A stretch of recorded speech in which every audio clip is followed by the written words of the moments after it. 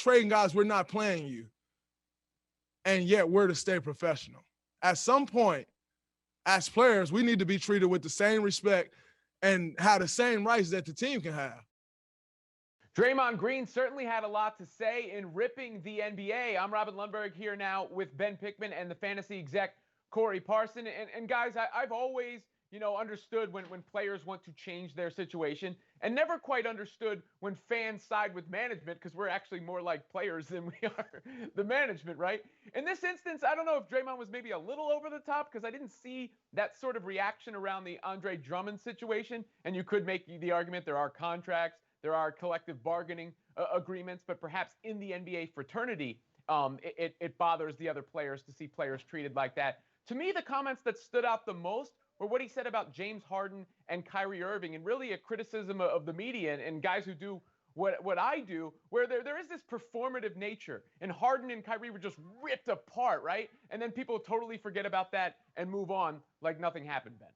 Right, Robin. And I think this is a pretty sensible, frankly, critique by Draymond Green. Certainly passionate, but one that was rational, and he made a lot of good points, specifically about kind of the NBA and the media system, ecosystem behind it, right? If you look at Draymond's comments, he's not just critiquing the league and how we perceive teams and players and their dynamics between them, but he's also criticizing the media of sorts and how we cover trade requests and trade rumors, right? That we treat a player like James Harden, who is demanding or requesting a trade, differently than, say, the Cleveland Cavaliers or Detroit Pistons when they say they're going to trade Andre Drummond and Blake Griffin. And I do think a lot of times we are victims of that. I think broadly as media members and broadly as fans of the game, I certainly think people often criticize the player. And then at the same time, also then say, well, a player should ask for a trade in the case of Bradley Beal.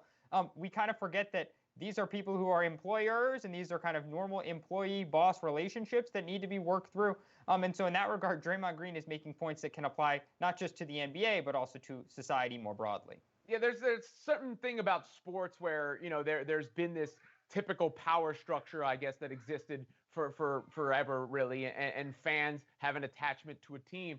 But to me, the big takeaway, and it's something I've tried to apply, is treat everybody like an individual, right? Because these are, people out there, and the things that are said about them, the way that they are treated does in fact matter, Corey.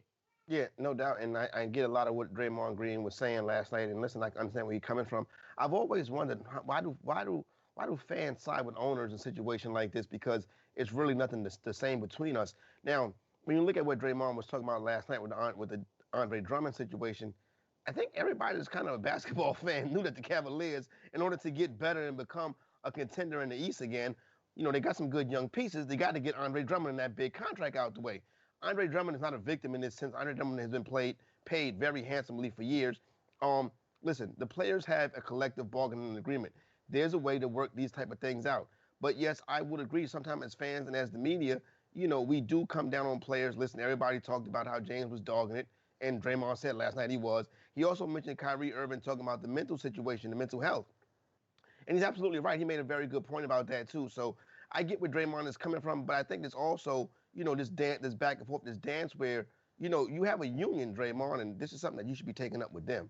Yeah, I mean, I could see that response from people as well. And obviously, it's not the worst job in the world. I think most people would point that out. It seems like it was a culmination of things for Draymond Green and some stuff he wanted to get off his chest. And I'm always glad when people speak honestly. And I think Draymond has a future in the whole media and broadcasting industry if he wants one.